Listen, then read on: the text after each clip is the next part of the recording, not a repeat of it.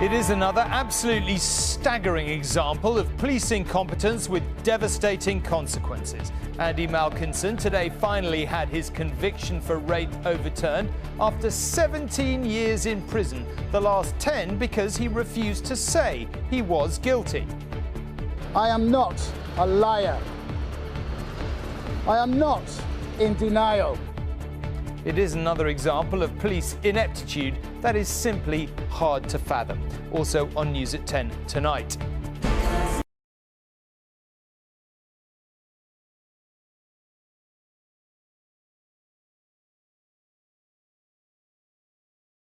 Was the singer who shook the world. Sinead O'Connor dies tragically young. Cleared on all counts, film star Kevin Spacey walks out of court a free and he says humbled man. The battle for homes and villages in Greece. The emergency services have had to battle more than 700 fires during this crisis. From where I'm standing on the island of Rhodes right now, I can count 5 new fires. And do you believe our government has made contact with intelligent extraterrestrials? Something I can't discuss in public setting. a former intelligence official tells the US Congress that the federal government has a collection of alien vehicles.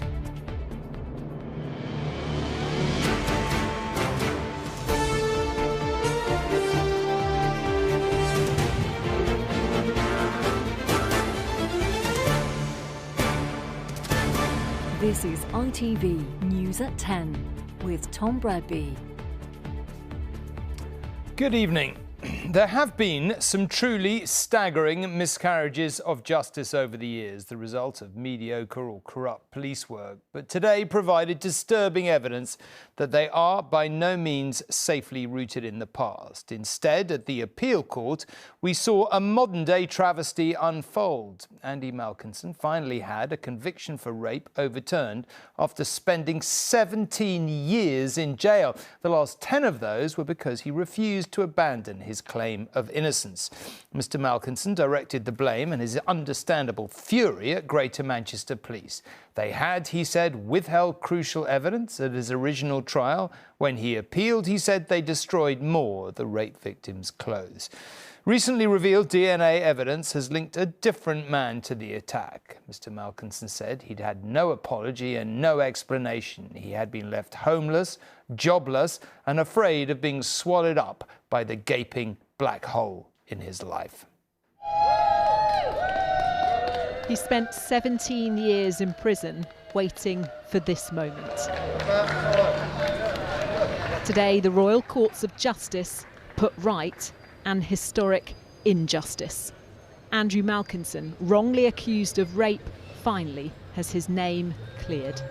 They claimed I was in denial and made me serve an extra 10 more years in prison because I would not make a false confession. I am not a liar. I am not in denial. But I will tell you who is.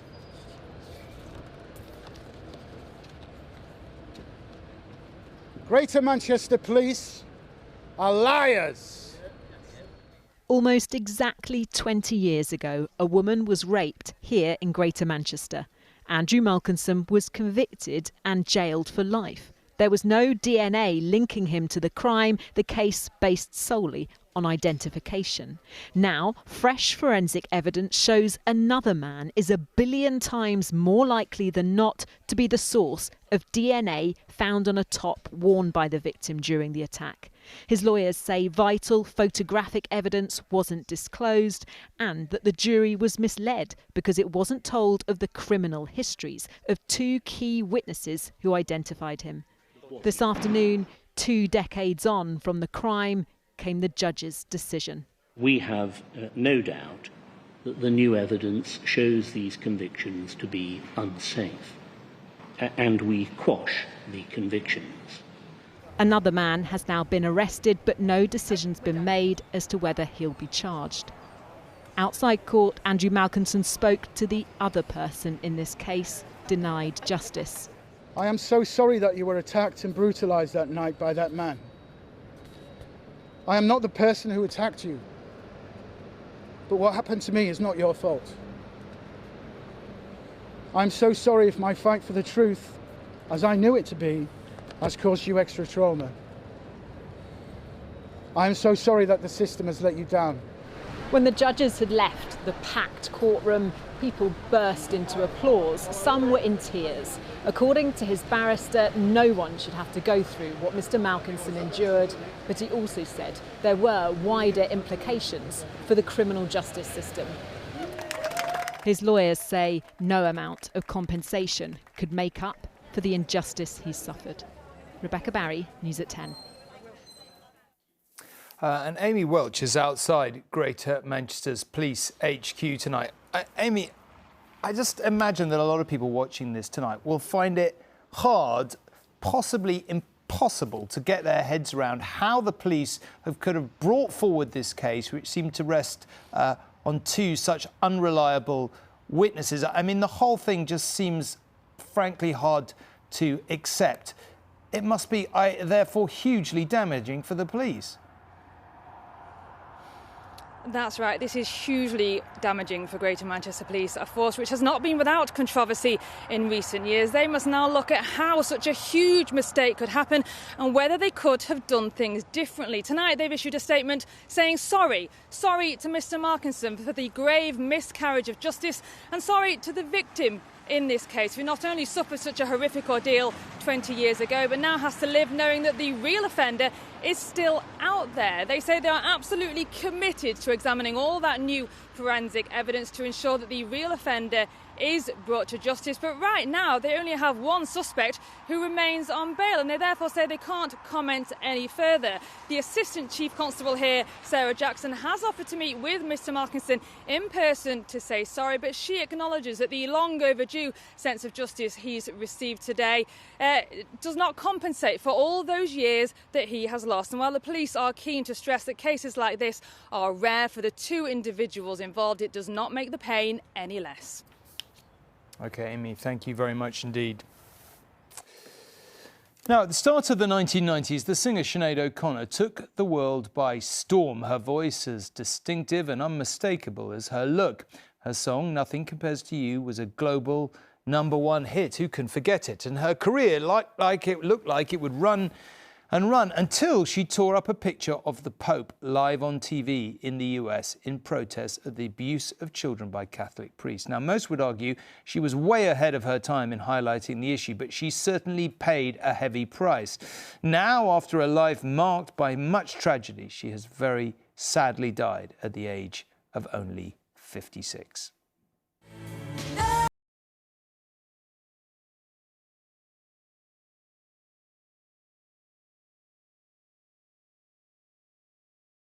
Song that turned Sinead O'Connor into a star. By Prince, it crowned her at the top of the charts around the world, with the help of an iconic music video. Those close to her said, "It is with great sadness that we announce the passing of our beloved Sinead. Her family and friends are devastated." Released 10 albums, but it was away from music where the Irish singer made her most significant mark. She spoke out about religion, war and feminism, advocating abortion rights at a rally in 1992. If you're going to admit that a girl who's been raped should be allowed to leave the country for having an abortion, then why not come right out and admit she should be allowed to have it here? Later that year, in potentially her most controversial statement, Fight the real enemy. She tore up a photo of the Pope on US television in protest against sex abuse in the Catholic Church. She was, in many ways, the best of us. She was one of those difficult people who refused to be silent. She was a difficult woman. And by God, we need difficult women. We need difficult people to speak out. And she did so in quite extraordinary ways. She converted to Islam, changing her name to Shahuda. 3 years later, she cancelled concerts to receive treatment for trauma and addiction. For me, it was a lot of loneliness involved in publicly reaching out, but it was also a lot of desperation. Just last year, Sinead's 17-year-old son took his own life. At the time, she said there was no point living without him. Nothing can take Many who knew the singer have paid tribute to an amazing woman, described as both beautiful and brave.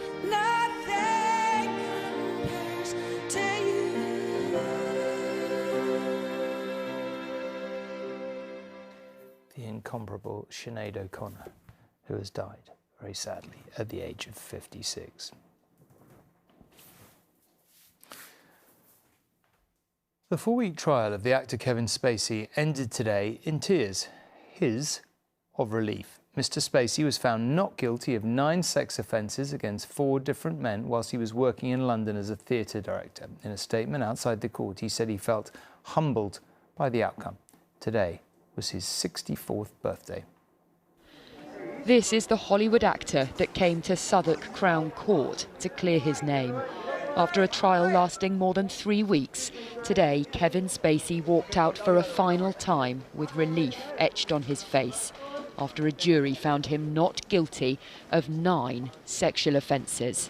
I imagine that many of you can understand that there's a lot for me to process after what has just happened today. But I would like to say that I'm enormously grateful to the jury for having taken the time to examine all of the evidence and all of the facts carefully before they reach their decision. And I am humbled by the outcome today. Guys, can we all squeeze together?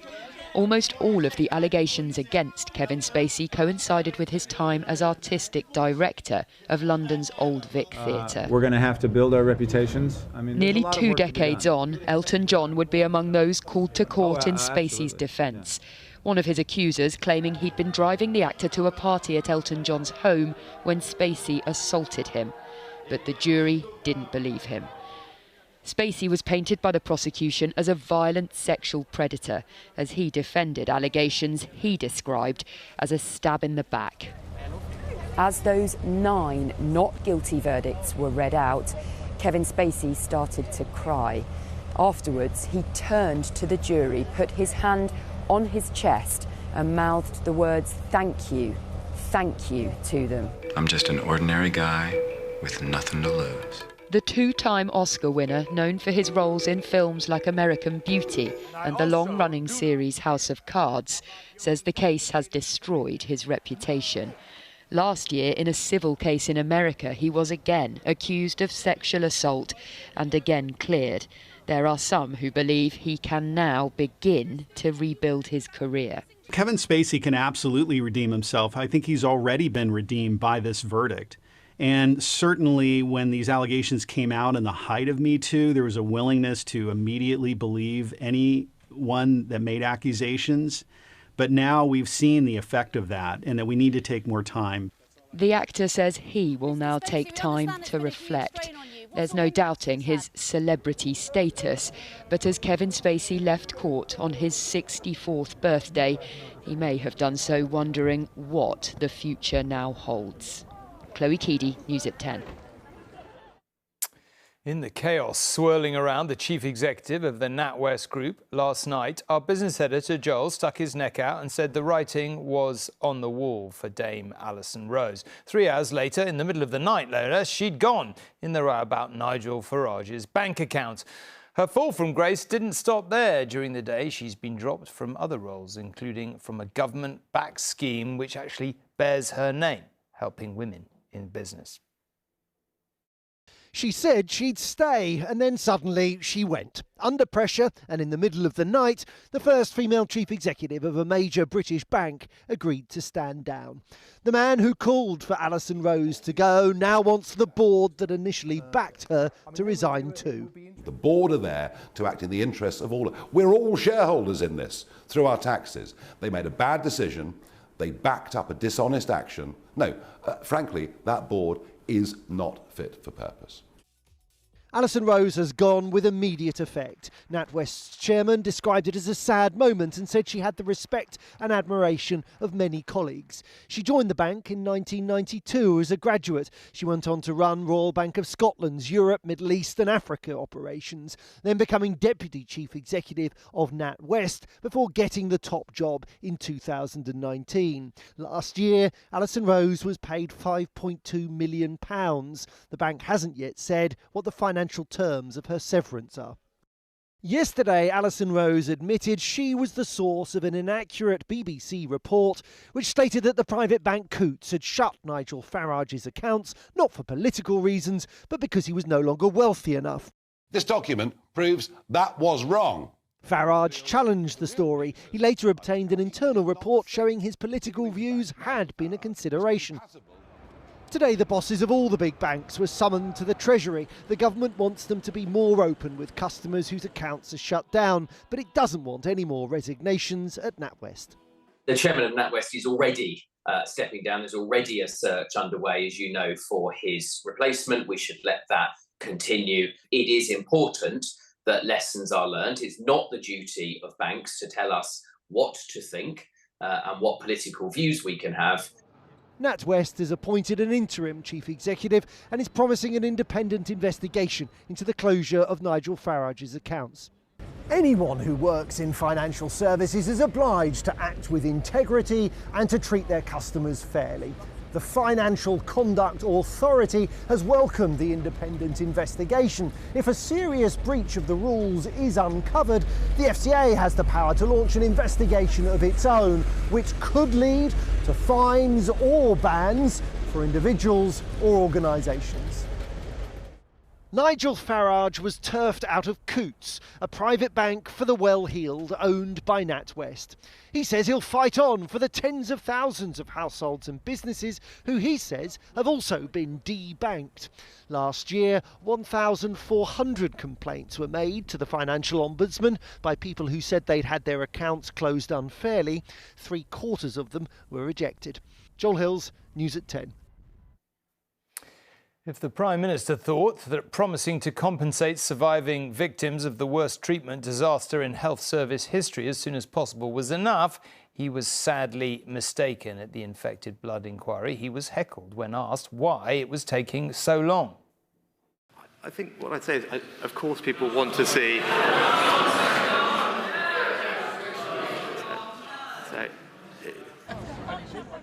Compensation was promised 3 years ago for the suffering that dates back 50 years.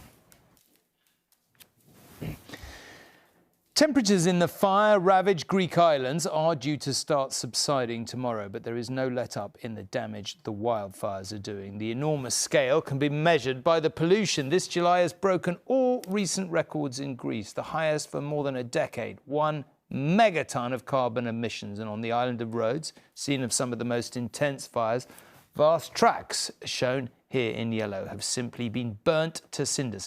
Well, John has witnessed himself how that battle against the flames continues around the town of Gennady. The mountaintop fire looked like a warning beacon of old, and who knows, perhaps it was one from nature. Here on Rhodes today, the wildfires were again guilty of conspicuous consumption as they advanced through the trees and foliage unhindered. The slopes were too precipitous for the fire crews to operate up there, and they'd have no water supply anyway. So they had to wait for the fires to reach them, which they eventually did, threatening to make impassable the roads that cut through the valleys here. But waiting allows the flames to be wildly unpredictable, and efforts to protect villages backfired somewhat overnight when the community of Gennady was in the gravest of danger. It was as close to going up in smoke as you can get, and were it not for a Herculean effort by the emergency services and volunteers, then it probably would have. The battle to save the place went on this morning, but save it they did. Manolis is one of the volunteer firemen sorely tested by events on this island. It's like living through a nightmare because you're seeing the places you grew up in burned down, and we don't have nearly enough help, he said. Today, a wind shift saw the fires retreat from the east coast, destroying much of what they'd missed on their way here.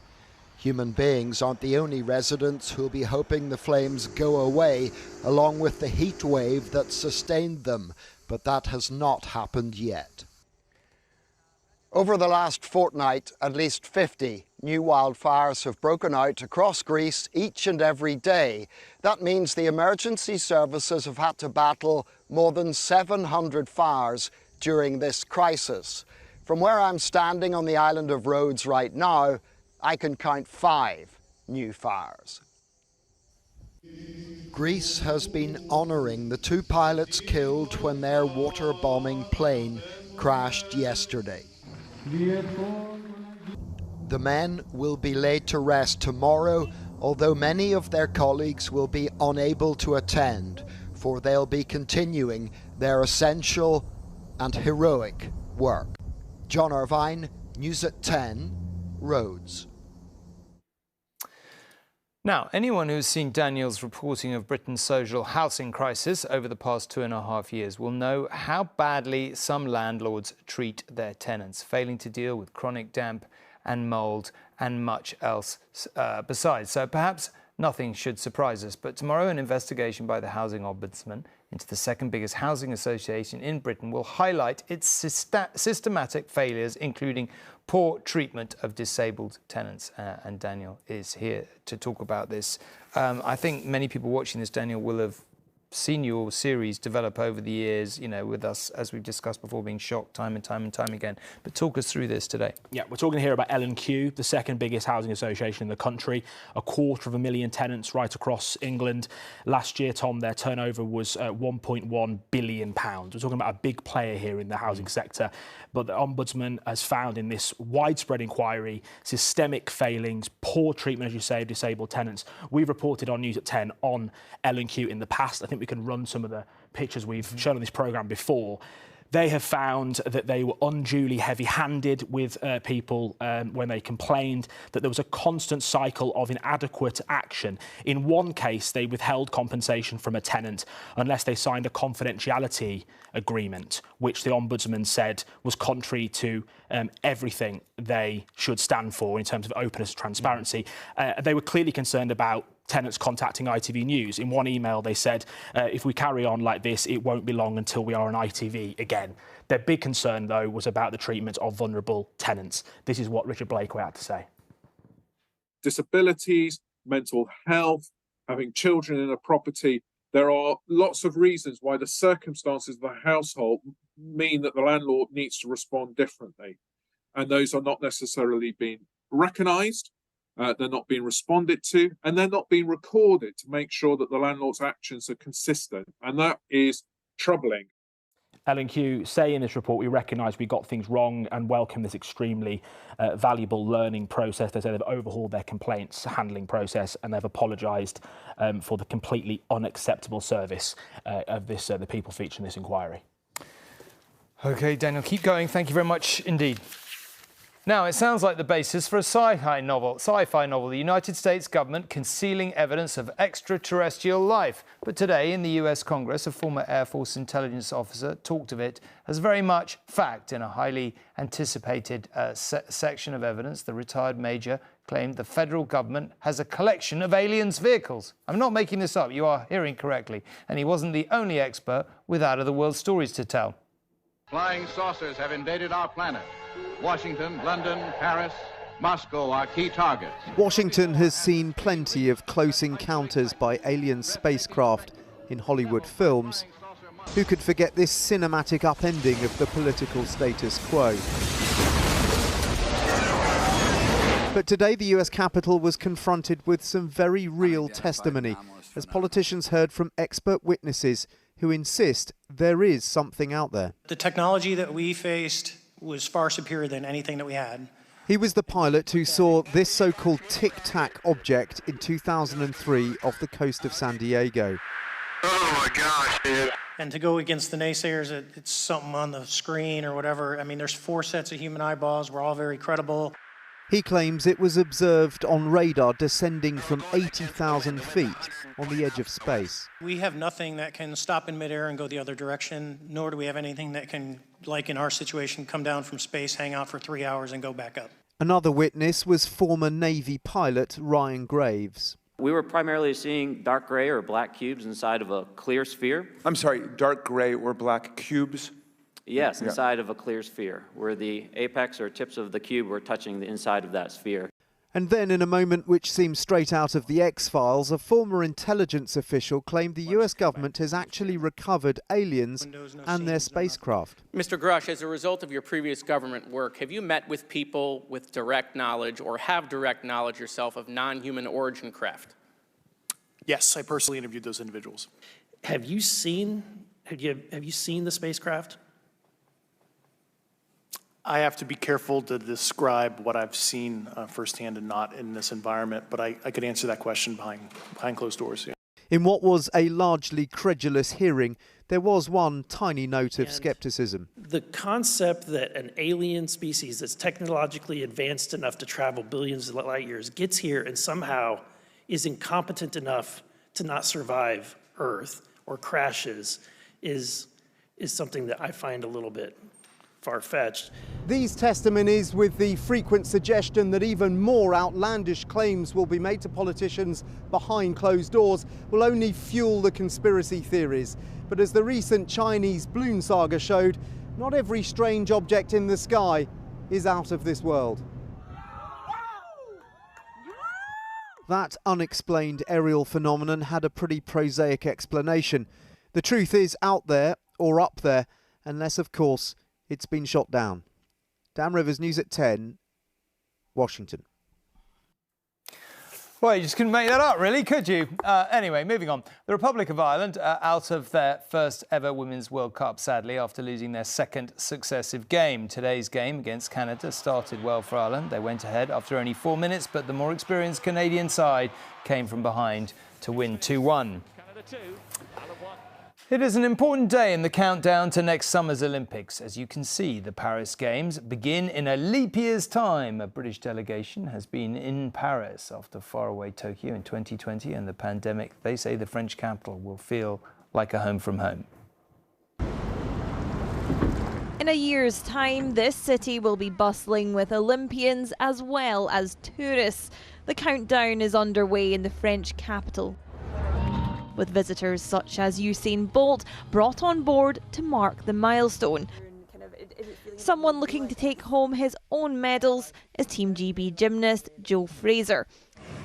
This will be his second Olympics, but the first with support from home. We don't get many opportunities to be so close to home, and you know, with the last one being so far away and our families and friends not being able to come and watch, this is such a huge and special moment for us. We're just going to soak up the environment, try and inspire the next generation.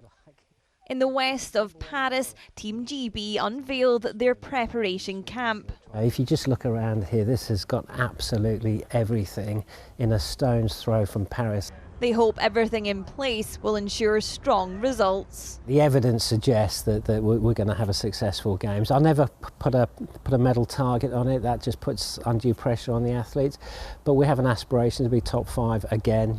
Paris last hosted the Summer Games in 1924, although much of the action was outside of the city centre. This time, iconic landmarks are at the heart of the event. For the first time, the opening ceremony won't take place inside a stadium. Instead, it'll be on the River Seine, with a parade of athletes on boats from each national delegation. The Tokyo Olympics were impacted by the pandemic, but since then war has erupted and controversy surrounds Russian athletes' involvement. The mayor of Paris has opposed it. To support Ukraine, she says, as long as there is war, the Russian athletes cannot be welcome under any banner. An issue unlikely to be solved soon, but the clock is ticking, with just 1 year and a leap day until Paris becomes the centre of the sporting world. Louise Scott, News at 10, Paris.